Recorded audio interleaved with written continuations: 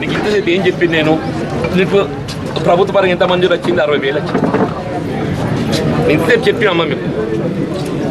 నువ్వు అయిన ఖర్చు ఏదైతుందో లక్షల్లో ఉన్నాయి, వచ్చేది వేలల్లో. అందుకే నేనేమంటాను, ఇప్పుడు నీ హార్ట్ బీమారి ఆరోగ్యశ్రీ చేయించుకుంటే నీకు ఉచితంగా. అప్పుడు ఆపత్తులు ఏదైతున్నదో పిల్లగాన్ని దక్కించుకోవాలి, ఎట్లా అని చేసి ఎట్లా కట్ట తర్వాత అని చెప్పని ఉన్నది అమ్ముకొని అప్పు చేసేదితో బీమా చేసి పైసలు వేరే పిల్లాడు దక్కదు.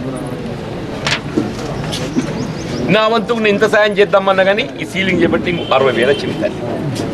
ఇది మిత్తి మందం కూడా కాదు రావని, మిత్తి మందం కూడా కాదు. అయినా ఏదో వచ్చినంత తృప్తిపడేటట్టు చేసుకొని మనం వైద్యం ఎందుకు చెప్తున్నామా అంటే, పైసలు ఖర్చు పెట్టి వైద్యం నేనే కాదు, నాకు సౌకర్యం ఉంది.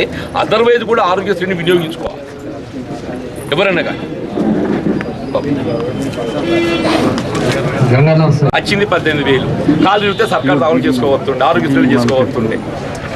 నువ్వు తొందరపడి కొత్త పని తర్వాత ఎట్లా అట్లా అని చెప్పని ఏది ఎత్తుందో పోయినావు పెట్టినావు, 18 వచ్చింది. ఏదో వచ్చింది అంతా తృప్తి. సిహెచ్ రాజశేఖర్, చలిగల్, కే రమేష్, అదైంది వచ్చినాయి 60,000. అదే అంటున్నాం మనం, పరిస్థితి ఏమైపోయిందంటే ఇండియా ఎంత అంటే నేనేమంటున్నా బాబా, అదే ఆరోగ్యశ్రీల వెంకట మురళి పోయినట్టయితే బరువు నీకు ఏదో రకంగా ఇప్పుడు వెంకట మురళి రాయిందర్ ప్రయత్నం చేసి కాలు ఇరిగిందా? తర్వాత జాప్తాపూర్ గ్రామం ఇంకా డిశ్చార్జ్ కాలే. మళ్ళీ బాగా సఫర్ అయిపోయింది. ఏ హాస్పిటల్ ఉన్నాడు? పోతే మళ్ళీ వీక్తాయి 17,000 దేనికి? బస్ అదే నిమ్స్లో పోతే మొన్న రాజేందర్ ఫోన్ చేసి చెప్పిన తాటిపేట పిల్లవానికి షరీకే చేయించింది. ఇక్కడ అదృష్టం పెట్టుంటుంది లోకేష్ తండ్రి పేరు రాజా. మన అదృష్టం పెట్టుంటుందో కానీ చేసే ప్రయత్నం మనం చేసిన ఎస్ రాములు జాబితాపూర్, ఏ లక్ష్మి జాబితాపూర్, రంగరాజం జాబితాపూర్. అమ్మా అయ్యో సారీ లక్ష్మి నీ పేరే కదా. ఏ గంగరాజం జాబితాపూర్, జే రజిత నర్సింగాపూర్, రాజమ్మ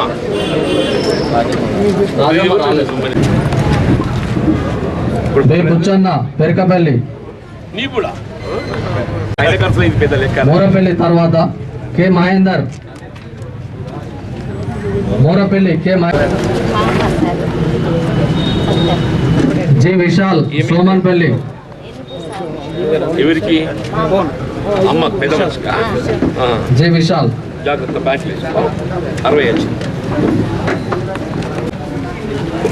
ఎస్ లావణ్య మోతే, అన్నారెడ్డి తక్కలపల్లి, వి మహేష్ తక్కలపల్లి, తక్కలపల్లి. బాబుడు 2 లక్షలు అయినా ఖర్చు ఎక్కువైంది. అమాయకత్వం తెలియక ఏది పైసలు పెట్టేసి పెడితే ఆమె చచ్చిపోయింది చెప్తారు బ్యాంక్. కల్లెడ,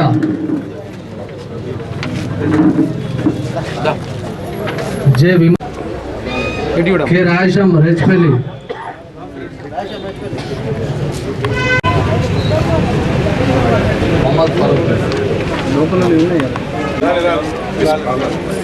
రంగపేట్ ఎం రాయేశం. నెక్స్ట్ రాయగల్ ఎస్ వరుణ్, ఓ బక్కయ్య అయోధ్య, యాస్మిన్ ఈ 32 వచ్చింది. ఇంకో 50,000 వేనంటే ఎఫ్ యాస్మిన్, మాకు చెప్తే యాస్మిన్ వీరాపూర్, ఓ ఆల్రెడీ పడేలా మోహిని ఉప్పర్పేట్, జీవన్ కాజా అమీనుద్దీన్,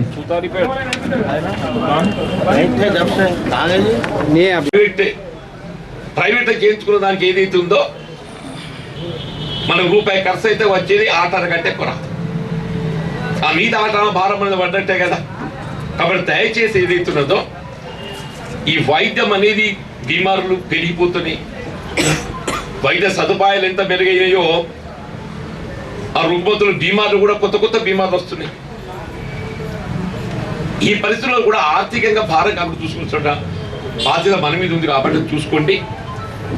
నా వంతుకు నేను కూడా మీకు అందుబాటులో ఉంటాను. ఫోన్లో సంప్రదించండి, నేను మాట్లాడతా. మీకు సహాయం చేయడానికి ఆసుపత్రిలో మాట్లాడటానికి కానీ ఇటువంటి ఒక సహాయాన్ని కల్పింపజేయడానికి ఎప్పటికీ అందుబాటులో ఉంటాము. కానీ మన జాగ్రత్త మనం పడాలని చెప్పంటూ నేను అట్లాగే మన గ్రామీణ ప్రాంతం అంతా రైతాంగం అమ్మ. వ్యవసాయం వల్ల మన ప్రధాన కులానికి ఎవరమైనా కానీ వ్యవసాయం పైన ఆధారపడతాం. పార్లమెంట్ ఆరంభమై 3 దినాలు అవుతుందా? 25 నాడు ఆరంభమైంది. 25, 26, 27, 28, 4 రోజులు. అదాని మీద ఏదైతే అవినీతి ఆరోపణలు వచ్చినాయో ఆ ఆరోపణలు చర్చిద్దామని చెప్పి అంటున్నాం. ఏమంటలేదు, చర్చిస్తే మంచిదే కదా. నిజంగా అదాని సత్యవంతుడైతే ఆయన సర్టిఫికేట్ దొరుకుతుంది కదా. ఒట్టిగా నువ్వు లేని ఆరోపణలు ఎందుకు చేస్తున్నావు, అబద్ధ మాట ఎందుకు మాట్లాడుతున్నావు అని చెప్పి రుజువైపోతుంది కదా. నువ్వు చర్చించడానికి ఎందుకు విముఖత? పార్లమెంట్ ఇట్లా జమైతుంది, అట్లా వాయిదా పడుతుంది. ఖచ్చితంగా నువ్వు మనం చర్చిద్దామంటున్నామే. ఇలా అమెరికాలో ఏదైతుందో ఆయన అవినీతిని ప్రోత్సహించిండు, లంచగుండిని ప్రోత్సహించిండు అని చెప్పిన ఆరోపణలతో కేసులు ఇస్తాయి. ఇండియాలో కూడా ఎక్కడెక్కడ ఏమేమి ఆరోపణలు ఉన్నాయో చర్చిద్దామని చెప్పి అంటున్నాం. చర్చించడం ఏదైతే ప్రజాస్వామ్య హక్కు. అది చర్చించడం అనేది భారత రాజ్యాంగ ప్రజాస్వామ్య హక్కు అని చెప్పి అంటున్నా.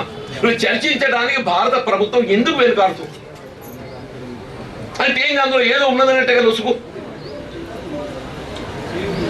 దయచేసి ఇవన్నీ గ్రహించాలి. నేను చెట్ల పంపిణీకి ఏర్పాటు చేసి ఇవన్నీ కథలు చెప్తున్నా చెప్పని నన్ను అనుకున్నారు.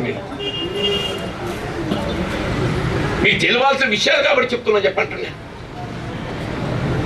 నేను మన బతుకు తెరువు లేదు తల్లి, సరిపోతుంది. అందరం దేశం కానీ దేశం కట్టుకున్న భార్యను, కన్న పిల్లలను, కన్న తల్లిని వదిలిపోతున్నావు. దుబాయ్, మస్కట్ ఊళ్ళో పోతున్నా లేదమ్మా? ఎందుకు పోతున్నావు? ఉన్న ఊళ్ళో ఉపాధి ఉంటే పోదువా? ఉన్న ఊళ్ళో బతుకుదరు ఉంటే పోదువా?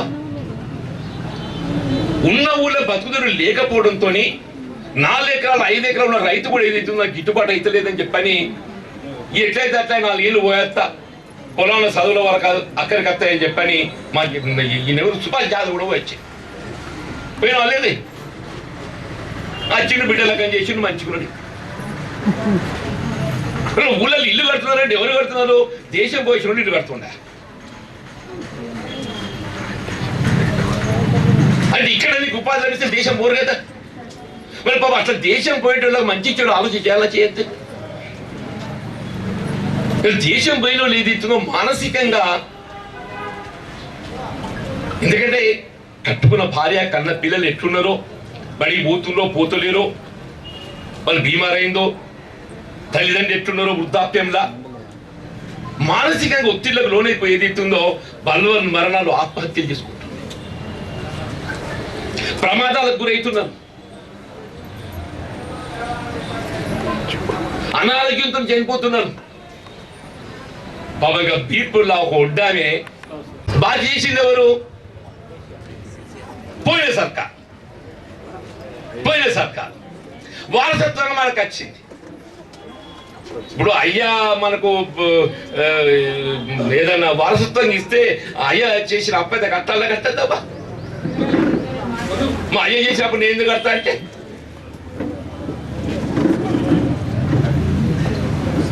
ఇవాళ మన పరిస్థితి అట్లయిపోయింది. ఇవన్నీ చేద్దామని తపన ఉన్నది ప్రభుత్వానికి, ఇవన్నీ చేద్దామని తపన ఉన్నది. కానీ నిధులు అనేది ప్రధానమవ్వ అంటున్నాం. అక్కడ కొంత సమస్య ఎదురవుతుంది. అయినప్పటికీ కూడా ఇది తప్పకుండా వీళ్ళు ఎన్నికల్లో చేసిన వాగ్దానం అనే కాదు, ఎన్నికల్లో చేయని కార్యక్రమాన్ని కూడా అమలు చేసి తెలంగాణ రాష్ట్రాన్ని ఏదైతుందో దేశంలోనే ప్రథమ స్థానం నిలపాలనే లక్ష్యంతో ప్రభుత్వం ముందుకు పోతుందమ్మా. దేశ అందరూ కూడా ఏదైతుందో ఈ జరుగుతున్న కార్యక్రమాలలో మనకు రావాల్సిన ఏదైనా మిగిలి ఉంటే నా దృష్టికి తీసుకెళ్ళండి. మన వైద్యం గురించే కాకుండా మీకు రావాల్సినటువంటి సమస్యల పరిష్కారానికి ఏది ఉన్నా కానీ మా ప్రతినిధులు ఉన్నారు, సర్పంచులు నుండి నిన్నటి దాకా, ఎంపీటీసీ నుండి నిన్నటి దాకా, కౌన్సిలర్లు ఇంకా ఉన్నారు. అలా కూడా దినం దగ్గర పడుతుంది కానీ ఇంక ఉన్నారు. మళ్ళీ అవుతుంది అన్నీ ఉంది. అదృష్టం వాళ్ళు చేసే సేవలను బట్టి మళ్ళీ అవకాశం వస్తుంది. ఈయన ఏ అవకాశం వచ్చినా రాకున్నా వీళ్ళ ప్రజా జీవితంలో మనకున్నట్టు ఒక అనుభవంతోనైనా సాయం చేయాలి, సేవ చేయాలి. దేవుడు మళ్ళీ మీకు అవకాశం కల్పిస్తే సంతోషం. నా లెక్క దురదృష్టరాలు అయినా కానీ సేవ చేయాలి.